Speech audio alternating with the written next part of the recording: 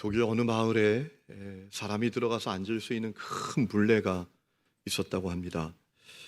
그 물레는 아주 신비로운 물레였습니다. 사람이 그 물레에 들어가 앉아 있을 때 그 물레를 돌리면 물레를 돌릴 만큼 나이가 젊어지는 것입니다. 그 마을을 처음 방문한 어느 할머니가 그 물레에 들어갔습니다. 그리고 말합니다. 물레를 최대한 많이 돌려주세요. 그때 물레를 돌리는 사람이 그 할머니에게 종이 하나를 내밀면서 이렇게 말했답니다. 할머니, 젊어지고 싶으시다는 거죠?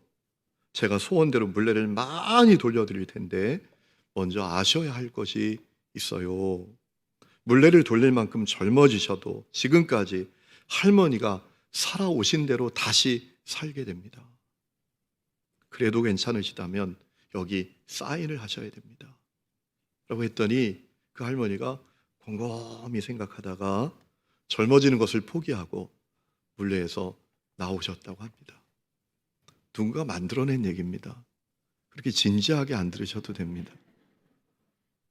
여러분, 한 해의 마지막 주일이 되었습니다. 지나간 한 해 생각해 보면 참 쉽지 않은 한 해였습니다. 생각만 해도 정말 고통스러운 한 해, 다시 살라고 해도 다시 살고 싶지 않은 한 해, 그런 한 해라고 생각되는 분들도 계실지 모르겠습니다. 문제는 내년에 대한 희망도 막막하다라는 겁니다. 내일이 어떻게 될지, 내년이 어떻게 될지 알지 못하는 절망스러운 현실 가운데 우리가 처해 있다라는 겁니다. 그러면 이제 우리는 어떻게 해야 합니까? 이제 우리는 어떻게 해야 되나요, 그럼? 여러분 가운데 저에게 찾아와서 그렇게 호소하고 싶은 분들도 계실지 모르겠어요. 목사님, 그러면 이제 어떻게 해야 합니까? 혹시 그런 마음 가지신 분이 있다면 그분들에게 한없는 주님의 위로와 은혜가 있기를 바랍니다. 그런데 여러분, 낙심하지는 마십시오. 절대로 포기하지는 마십시오. 여러분, 언제나 말씀 속에 답이 있습니다. 문제는 세상에 있지만 답은 말씀 가운데 있다고 제가 늘 말씀을 드리지 않습니까? 오늘 우리가 읽은 말씀을 가만히 들여다보면 절망의 현실 가운데 있는 사람들에게 천둥처럼 들려오는 주님의 음성이 있는 것을 우리는 발견하게 됩니다. 어떤 음성입니까? 첫 번째는 두려워하지 말아라 라는 겁니다. 두려워하지 말아라. 여러분, 성경에 가장 많이 나오는 이야기가 믿으라 라는 말일 것 같은데 아닙니다. 성경에서 가장 많이 반복되는 말은 두려워하지 말라라는 겁니다. 오늘 이사야도 3번이나 오늘 말씀, 우리가 읽은 말씀 속에서만 해도 3번이나 반복해서 두려워하지 말라고 하고 있지 않습니까? 10절에 두려워하지 말라, 13절에 두려워하지 말라, 14절에 두려워하지 말라, 두려워하지 말라고 이사야 선지자가 하나님의 말씀을 우리에게 천둥처럼 들려주고 있습니다. 이사야 선지자는 정말 엄중하게 진지하게 하나님의 말씀을 선포했던 예언자입니다. 주전 740년부터 주전 680년까지 장장 60년 동안 물러섬 없이 주님의 말씀을 증언했던 예언자가 이 이사야라는 예언자입니다. 여러분, 남유다가 암흑기로 갈 때 이사야가 사역을 합니다. 하나님을 의지하지 않고 외세를 의지하고 외세와 연합합니다. 하나님을 섬겨야 될 텐데 우상 숭배합니다. 부패와 타락 가운데 빠져듭니다. 이사야 선지자가 외칩니다. 그 길에서 돌이키지 않으면 멸망받는다. 이사야도 남유다의 백성들도 주전 721년에 북이스라엘 왕국이 아수르 제국에게 처참하게 멸망당하는 것을 보았습니다. 그래서 이사야는 선언합니다. 우리가 돌이키지 않으면 저 북이스라엘이 아수르에게 멸망당했던 것처럼 아수르에게 멸망당하지 않을지는 모르지만 바벨론에게 처참하게 멸망당하게 될 것이다 라고 선언을 합니다. 그것이 이사야 1장부터 39장까지의 말씀이에요. 그러나 남유다가 꼭 기억해야 될 말씀을 이사야가 이어서 증언했습니다. 그 멸망이 멸망으로 끝나는 멸망이 아니라라는 겁니다. 그 멸망이 멸망이 목적지인 멸망이 아니다라는 겁니다. 회개와 변화와 회복과 영광을 위한 멸망이다라는 얘기입니다. 그것이 이사야 40장부터 66장까지의 말씀이에요. 여러분 40장부터 우리가 쭉 읽어보면 유다가 멸망한 다음에 있게 될 그들의 변화, 그들의 회복, 그들의 영광에 대해서 알려주고 있는 말씀을 우리는 확인할 수가 있습니다. 이사야 40장 1절 한번 보실까요? 이렇게 시작되고 있죠. 너희 하나님이 이르시되 너희는 위로하라 내 백성을 위로하라. 40장 2절 너희는 예루살렘의 마음에 닿도록 말하며 그것에게 외치라. 그 노역의 때가 끝났고 그 죄악이 사함을 받았느니라. 그리고 5절 가서 중요한 말씀이 나옵니다. 여호와의 영광이 나타나고 모든 육체가 그것을 함께 보리라. 멸망당하게 됩니다. 그런데 그 멸망이 목적지가 아닙니다. 멸망으로 끝나는 멸망이 아니라 변화와 회개와 회복과 영광을 위한 멸망이다라는 겁니다. 그래서 두려워하지 말라는 거예요. 무작정 두려워하지 말라라는 말씀이 아닙니다. 여러분, 사람이 두려워하지 말라고 두려움이 사라집니까? 두려워하지 않아야 돼. 그런다고 두려움이 사라집니까? 오늘 말씀을 준비하다가 군에 있을 때 생각이 나더라고요. 1년에 한 번씩 모든 군인들이 계급을 초월해서 유격훈련을 들어갑니다. 우리 군에 갔다 온 남자분들은 아시죠? 유격훈련 정말 힘든 훈련입니다. 체력훈련이에요. 정말 죽을 것 같은 고통을 느끼는 훈련입니다. 그 훈련 가운데 헬기 레펠 훈련이 있습니다. 10m 높이에 올라가서 뛰어내리는 훈련이에요. 여러분 10m는 사람이 가장 공포심을 많이 느끼는 높이라고 합니다. 참 이상하죠. 그냥 뛰어내리는 것도 아닙니다. 뛰어내려도 문제없을 여기 줄이 다 매달려 있습니다. 그리고 뛰어내리는데도 10m 위에 올라가면 아찔합니다. 다리가 후들거립니다. 못 뛰겠습니다. 그러면 교관들이 어떻게 합니까? 악을 쓰게 하기도 하고 소리를 지르게 하기도 하고 어떨 때는 어머니의 이름을 3번 부르게 하기도 하고 애인이 있습니까? 있습니다. 애인 이름 3번 복창 그럼 말쓰나 문제는 이래도 두려움이 안 사라집니다. 그래서 벌벌 떨고 있으면 교관이 확 밀어버리죠. 그러면 뚝 떨어져요. 여러분 그렇습니다. 두려워하지 말라고 두려움이 이겨지는 게 아니잖아요. 여러분 두려움은 계산하는 것이 아니라 극복되는 것입니다. 그러면 두려움은 어떻게 극복될 수 있습니까? 이 고난의 의도와 목적과 결과가 뭐냐라는 사실을 알 때 극복이 되는 겁니다. 어릴 때 치아를 빼면 지금처럼 아이들을 치과에 안 데려가고 다 이에다가 치아에다가 실을 묶어가지고 빼잖아요. 여러분 얼마나 두렵습니까? 이 치아에 실만 묶을 때 벌써 두려움이 찾아옵니다. 어떤 아이는 울음을 터뜨리기 시작합니다. 그때 어른들이 꼭 했던 말이 있습니다. 참아야 어른 된다. 참아야 어른 된다. 그때는 왜 그렇게 어른이 되고 싶었는지 두렵지만 참는 겁니다. 참아야 어른 된다니까. 두려움이 극복이 되는 겁니다. 몸에 힘을 꽉 주고 툭 하면 이가 빠졌어요. 여러분 그렇습니다. 의도와 목적과 결과를 알면 두려움은 극복됩니다. 주님이 이스라엘 백성들에게 두려워하지 말라고 하셨는데 괜히 두려워하지 말라고 하신 게 아니에요. 고난당할 거란 말이에요. 멸망당할 거란 말이에요. 무너질 거란 말입니다. 그런데 그것이 끝이 아니에요. 그것이 목적지가 아니에요. 회개하여 변화되고 새롭게 되고 회복과 영광을 누리게 될 것이니까 두려워하지 말라라는 거예요. 마치 오물이 가득하고 다 썩어져가고 무너져 내려가는 집을 허물어야 새 집을 지을 수 있는 것처럼. 욥기 23장 10절에 그런 말씀이 있죠.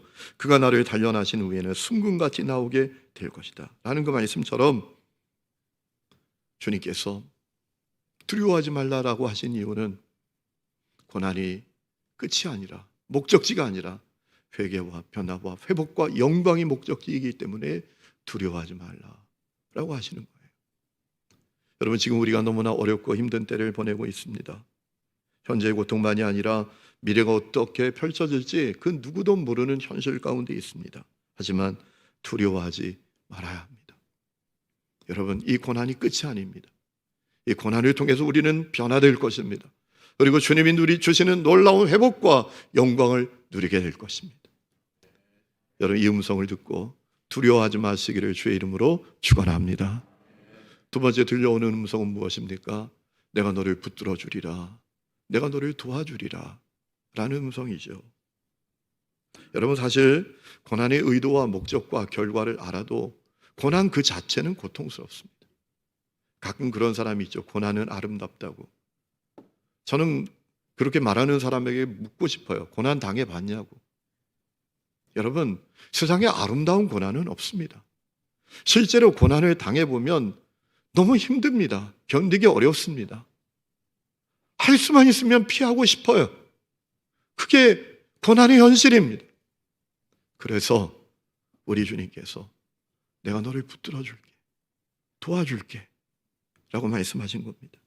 10절에 말씀하셨어요. 두려워하지 말라, 내가 너와 함께함이라. 놀라지 말라, 나는 내 하나님이 됨이라. 내가 너를 굳세게 하리라. 참으로 너를 도와주리라. 참으로 나의 의로운 오른손으로 너를 붙들리라. 13절에도 나 여호와 너의 하나님이 너의 오른손을 붙들고 너에게 이르기를 두려워하지 말라, 내가 너를 도우리라 할 것임이니라. 아멘. 하나님 붙들어 주신대요. 도와주신대요. 왜 도와주시는 거예요? 왜 붙들어 주시는 거예요? 그거 정말 믿을 수 있어요? 공수표 아니에요? 믿을 수 있습니다. 왜냐하면 우리가 하나님의 소유이기 때문입니다. 하나님의 백성이기 때문입니다. 하나님의 자녀이기 때문입니다. 여러분, 오늘 8절 말씀 보세요. 말씀하시죠. 나의 종 너 이스라엘아. 누구의 종도 아니고 내 종이야, 너가. 내가 택한 야곱아, 나의 벗 아브라함의 자손아. 9절, 내가 땅 끝에서부터 너를 붙들고 땅 모퉁이에서부터 너를 부르고 너에게 이르기를 너는 나의 종이라. 너는 내 종이야. 내가 너를 택하고 싫어하여 버리지 아니하였다 하였노라. 우리가 하나님의 소유입니다. 우리 하나님의 백성입니다.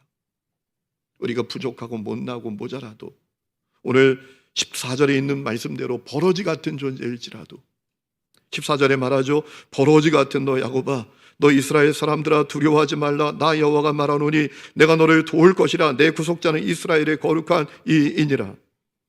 이상하죠. 왜 야곱이라고 하셨죠? 하나님이 새롭게 지어주신 이름 있잖아요. 이스라엘. 아니, 이스라엘이라고 부르지 왜 야곱이라고 하십니까? 속이는 자, 부끄러운 이름. 그래서 바꿔주셨으면 바꿔준 이름을 부르셔야지. 무슨 의미입니까?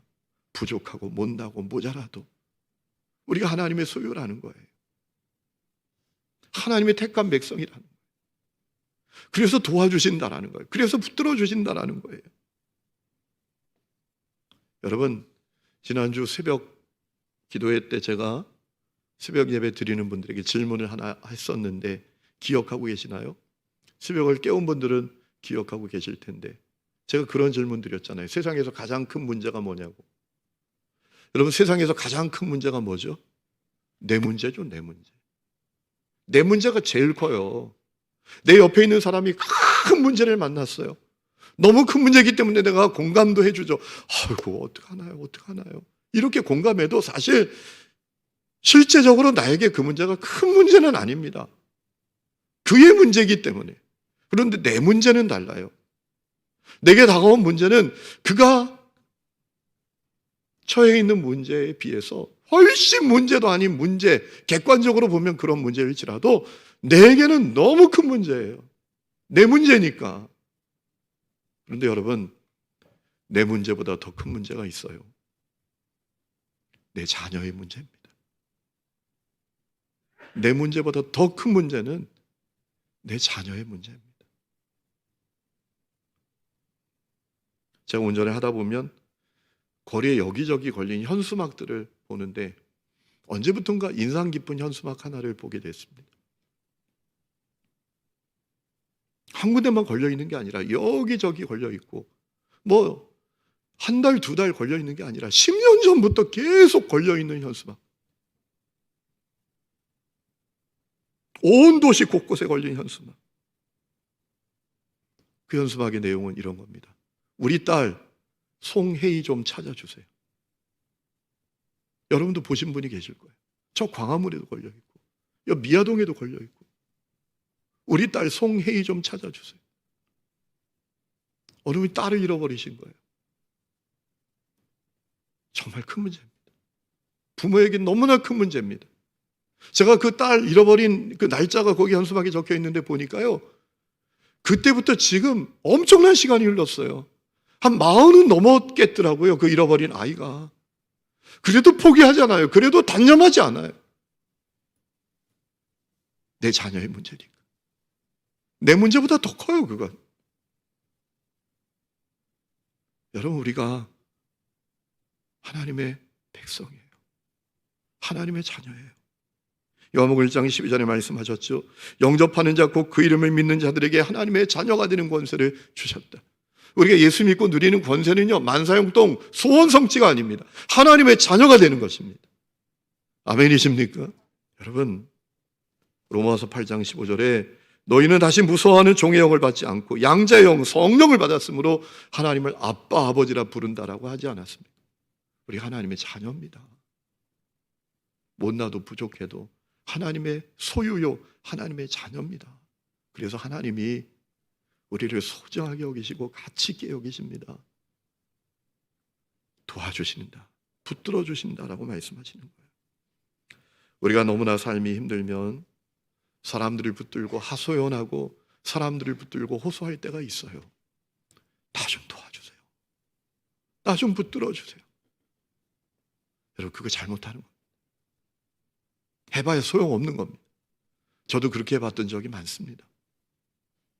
그런데 결국 소용없더라고요. 시편 기자가 분명히 우리에게 알려줬잖아요. 시편 146장에 보면 방백들을 의지하지 말며 도울 힘이 없는 인생도 의지하지 말지니 그 호흡이 끊어지면 흙으로 돌아가서 당일에 그 도모가 섬을 하리로다. 아무리 내가 하소연하고 의지하고 싶은 사람도 하나님이 부르시면 내일 못 만나는 사람 되는 거예요. 그래서 누가 복 있는 자라고 하십니까? 146장 5절에 말하죠. 야곱의 하나님으로 자기 도움을 삼고 여호와 자기 하나님께 그 소망을 두는 자가 복이 있도다. 하나님께 소망을 두는 자가 복이 있다. 여러분 하나님의 소유입니다. 하나님의 백성입니다. 이 음성이 천둥처럼 여러분에게 들려지기를 주의 이름으로 축원합니다. 그리고 세 번째는 하나님께서 바꾸어 주신다라는 겁니다. 오늘 가슴 벅차오르는 말씀이 있죠. 17절 가련하고 가난한 자가 물을 구하되 물이 없어 갈증으로 그들의 혀가 마를 때 나 여호와가 그들에게 응답하겠고 나 이스라엘의 하나님이 그들을 버리지 아니할 것이라. 18절 내가 헐벗은 산에 강을 내고 골짜기 가운데 샘이 나게 하고 광야가 못이 되게 하고 마른 땅이 생근원이 되게 할 것이며 19절 내가 광야에는 백향목과 시gem나무와 하석류와 돌감나무를 심고 사막에는 잣나무와 소나무와 황량목을 함께 두겠다. 여러분, 나무가 하나도 없는 민둥산, 물을 한 방울도 찾아볼 수 없는 메마른 골짜기, 그리고 을씨년스러운 분위기가 풍겨지는 황량하고 메마른 거친 광야. 그 공통점이 뭡니까? 허무, 고통, 불가능 아니겠어요? 오늘 우리가 처해 있는 이 절망스러운 현실 아니겠습니까? 그런데 주님은 바꿔주신답니다. 여러분, 헐벗은 산에 강을 내신대요. 메마른 골짜기에 샘이 나게 하신대요. 황량하고 메마른 광야에 드넓은 연못이 생기고 거기에 각종 나무가 우거진 숲이 이루어지게 하신대요. 할렐루야. 여러분, 가슴 벅차오르는 말씀 아닙니까? 한마디로 말하면 바꿔줄 거다. 바꿔줄 거다. 절망을 희망으로 바꿔줄게. 죽음을 생명으로 바꿔줄게. 허물을 찬양으로 바꿔줄게. 한숨과 절망과 눈물을 절대 긍정의 삶으로 바꿔줄게. 라고 하시는 거예요. 여러분, 천둥처럼 들려오는 음성이에요. 여러분, 이것이 우리를 향한 주님의 음성입니다. 중요한 사실은 우리가 거기에 어떻게 반응할 건가라는 겁니다. 그 천둥처럼 들려오는 음성 앞에 우리가 어떻게 반응할 건가. 요한복음 9장을 보면 나이 때부터 소경된 사람이 있습니다. 예수님이 그를 만나셨습니다. 그는 수많은 사람들이 그에게 했던 것처럼 제자들의 입방아거리가 됐습니다. 이 사람이 이렇게 된 게 누구 죄 때문이야 도대체? 자기 죄 때문이야? 부모 죄 때문이야? 늘 사람들이 그를 보면서 입방아 찢는 거였어. 제자들도 여지없이 그 사람을 바라보고 입방아거리로 삼았어요.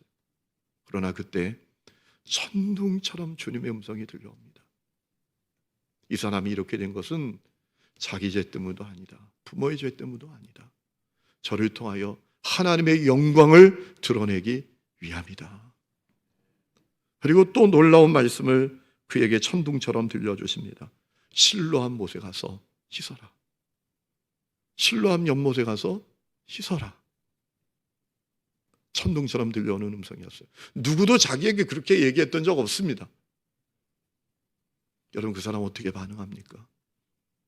믿음과 순종으로 반응합니다. 그 결과는 어땠습니까? 요한복음 9장 7절에 이에 가서 씻고 밝은 눈으로 왔더라. 열왕기상 17장 말씀을 보면 사르밧에 사는 여인이 한 명 있습니다. 남편도 없이 삽니다. 아이 하나 데리고 살아갑니다. 비 한 방울 내리지 않는 지독한 기근 속에서 악착같이 버티면서 근근히 살지만 이제 못 살겠는 겁니다. 이제 살아갈 희망도 없는 겁니다. 그래서 마지막 남은 음식 재료로 밥해 먹고 아들과 함께 죽으려고 했습니다. 마지막 식사를 위한 땔감 찾아 다니던 중이었습니다. 그때 엘리야 선지자를 만났습니다. 엘리야가 여인에게 물 한 그릇만 달라고 말합니다. 신경질나게 내가 지금 죽으려고 하는데 왜 이러는 거야? 라는 마음이 들지 않았을까요? 죽음을 앞둔 사람인데 여러분 입장 바꿔놓고 생각해 보세요. 에이, 죽기 전에 마지막 자선 베푼다 라는 심정으로 물 한 그릇 주지 뭐. 물 한 그릇을 떠서 줬어요. 엘리야가 물을 다 마시더니 하다는 얘기가 먹을 것 좀 달라는 거예요. 얼마나 신경질이 났을까요? 너무나 화가 나서 엘리야를 향해서 쏘아붙였습니다. 아니, 아무리 하나님의 선지자지만 너무한 거 아니야 이거? 그런 마음이었던 것 같아요. 당신이 섬기는 하나님의 살아계심을 두고 맹세하는데 이렇게 말했어요. 아주 냉소적인 거죠. 내 하나님도 아니에요. 당신 하나님이죠. 당신이 믿는 하나님을 걸고 내가 맹세하는데 이건 화가 났다라는 거죠. 이 신경질이 난 거예요 지금. 당신 하나님 믿잖아요. 당신 하나님의 종이라면서 당신이 믿는 하나님의 살아계심을 두고 맹세하는데 우리에게 남은 거 밀가루 한 움큼 기름 몇 방울밖에 없어요. 그거로 마지막 밥해 먹고 내 아들하고 확 죽어버리려고 그래요. 어디서 그런 얘기를 해요? 아마 이렇게 반응을 한 거예요. 그런데 엘리야가 뭐라 말합니까? 엘리야로부터 천둥과 같은 음성이 들려와요. 그렇게 하지 말고 내가 말한 대로 해보세요. 그러면 이 땅에 비가 내릴 때까지 밀가루통에 밀가루와 기름병에 기름이 안 떨어질 겁니다. 천둥처럼 들리는 음성이었어요. 누구도 그 여인에게 그렇게 말한 적은 없어요. 그 여인은 어떻게 반응하죠? 믿음과 순종으로 반응합니다. 그리고 그 결과는 어땠죠? 열왕기상 17장 15절입니다. 그가 가서 엘리야의 말대로 하였더니 그와 엘리야와 그의 식구가 여러 날 먹었으나 여호와께서 엘리야를 통하여 하신 말씀같이 통의 가루가 떨어지지 않고 병의 기름이 없어지지 않았더라. 여러분, 사르밧 과부에게 들려졌던 천둥처럼 들려왔던 음성, 나이 때부터 소경되었던 사람에게 들려졌던 천둥처럼 들려졌던 음성이 오늘 말씀을 통해서도 우리에게 들려오고 있어요. 절망의 현실 가운데 있는 우리에게 들려오고 있어요. 두려워하지 말아라. 내가 도와줄 거야. 내가 붙들어 줄 거야. 바꿔줄 거야. 여러분 어떻게 그 음성에 반응하시겠습니까? 우리의 구원이 다 각자이듯이 우리의 반응도 다 각자일 것입니다. 저는 우리 하나님께 성도들이 그 천둥처럼 들려오는 주님의 음성 앞에 믿음과 순종으로 반응하여 이 고난의 시절 결국 승리하여 승리의 노래를 부르는 복된 성도들 될 수 있기를 주의 이름으로 축원합니다. 우리 시간에 찬양 부르고 기도하는 시간을 갖겠습니다. 내가 너를 도우리라. 내가 너를 도우리라. 우리 이 찬양을 가사를 생각하면서 오늘 말씀을 붙들고 찬양하겠습니다.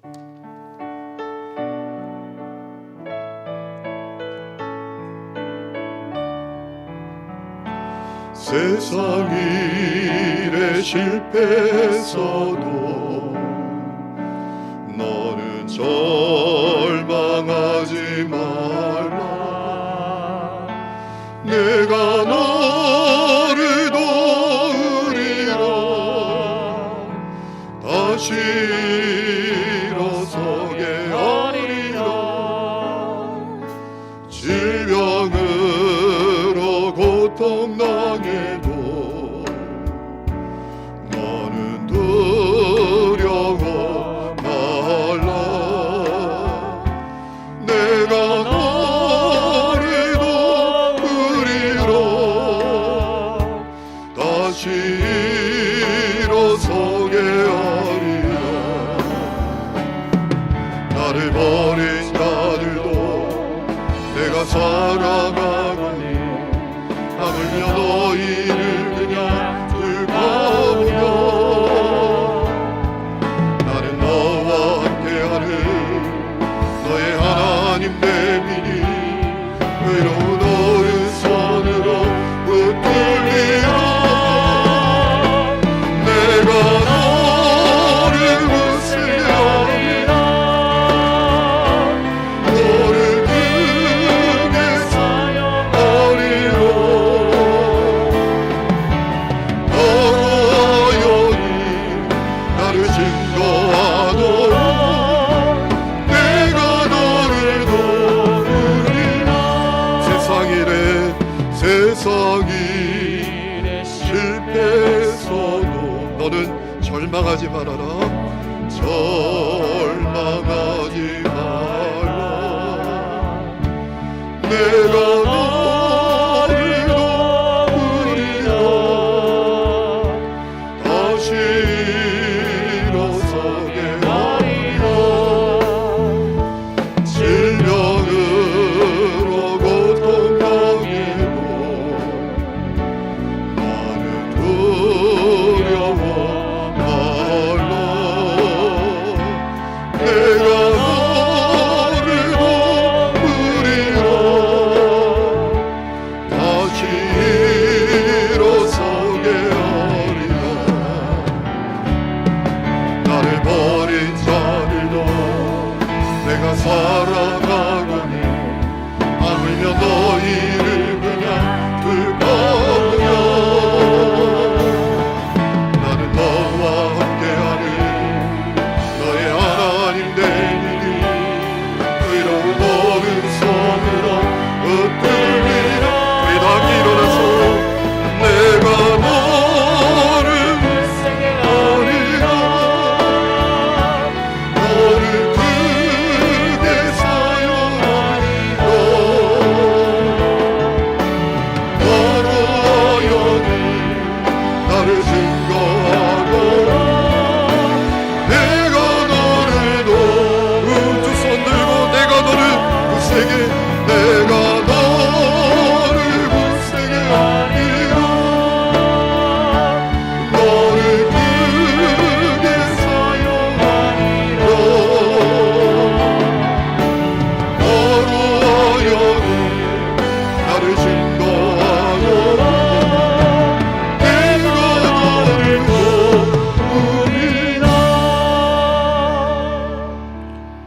하나님 아버지, 희망이란 단어를 떠올릴 수조차도 없는 너무나 절망스러운 현실 가운데 처해 있습니다. 내일이 어떻게 될지 모르는 너무나 막막한 현실 가운데 처해 있습니다. 그러나 여전히 답은 주님의 말씀 속에 있는 것을 깨닫게 됩니다.